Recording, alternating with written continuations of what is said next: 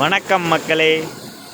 நேற்று 6 மணி நேரம் இடைவிடாமல் பெய்த மழையின் காரணமாக தண்ணீர் இன்னும் வந்து கொண்டிருக்கிறது. சத்தங்கள் போட்டு வந்து கொண்டிருக்கிறது. நீங்கள் பாருங்கள். இந்த குளம் பொங்கலம் என்று அழைக்கப்படும் இந்த குளம் மிக விரைவாக நிறைந்துவிடும். எங்கள் ஊரில் முருநெல்லிக்கோட்டை பஞ்சாயத்தில் 3 குளம் உள்ளது. அந்த 3 குளத்தில் 3 குளமும் 2 குளம் ஃபுல்லாக நிரம்பிவிட்டது. இப்பொழுது 3வது குளம் எவ்வளவு வேகமாக தண்ணீர் வந்து கொண்டிருக்கிறது பாருங்கள். இந்த குளமும் கூடிய விரைவில் நிறைந்துவிடும்.